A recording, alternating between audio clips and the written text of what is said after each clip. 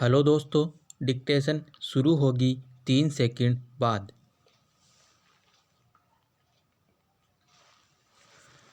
महोदय, वित्त मंत्री ने प्रतिभूति घोटाले के सिलसिले में कहा था कि इस विषय पर राष्ट्रीय बहस होनी चाहिए कि इस प्रकार की गड़बड़ियों के लिए वित्त मंत्री को कहां तक जिम्मेवार ठहराया जा सकता है।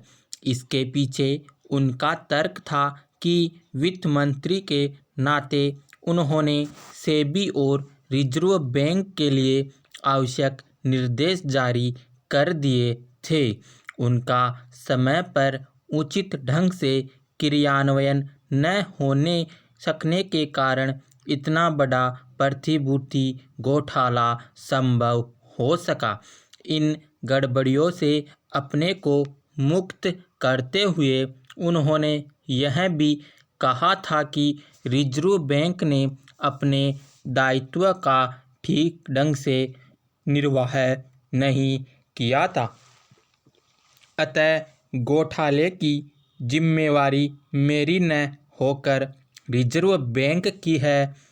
यानी वित्त मंत्री ने अपने नैतिक दायित्व से बचने के लिए रिजर्व बैंक को बलि का बकरा बनाया था, क्योंकि रिजर्व बैंक कुछ नियमों और कानूनों के अंतर्गत वित्त मंत्रालय के अधीन काम करता है।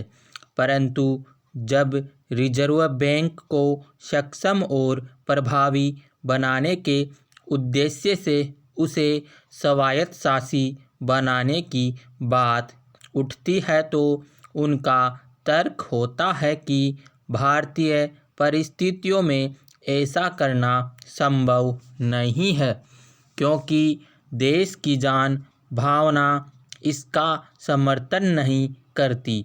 परंतु वे यह भूल जाते हैं कि देश की अर्थव्यवस्था और बैंकिंग प्रणाली जिस दबाव के दौर से गुजर रही है उसमें रिजर्व बैंक की कार्यप्रणाली और नियंत्रण व्यवस्था में सुधार किया जाना आवश्यक हो गया है, जिससे बेहतर वित्तीय अनुशासन पैदा किया जा सके। बैंकों को स्वायत्तशासी संस्था बनाने की मांग नहीं है। यह मांग राजनीति स्तर पर भी समय समय पर उठती रहती है, परंतु केंद्र सरकार इस बारे में अब तक साहस नहीं कर पा रही है। केंद्र सरकार रिजर्व बैंक के माध्यम से ओवरड्राफ्ट और ऋणों को नियंत्रित करके राज्यों पर वित्तीय अनुशासन स्थापित करने की कोशिश करती है, परंतु केंद्र सरकार को रिजर्व बैंक द्वारा की जाने वाली उधारी की कोई सीमा निर्धारित नहीं है। इसी का परिणाम है कि चालू वित्त वर्ष के प्रथम 3 महीनों में न केवल बैंक की उधारी में असामान्य वृद्धि दर्ज हुई वरन केंद्र का वित्तीय घाटा बढ़ा है। 2 वर्ष की आर्थिक प्रक्रिया के बीच इस प्रकार की स्थिति पैदा होना किसी के लिए भी चिंता का विषय हो सकता है। रिजर्व बैंक की ताज़ा रिपोर्ट से वित्त मंत्री काफ़ी कुछ सहमत प्रतीत होते हैं।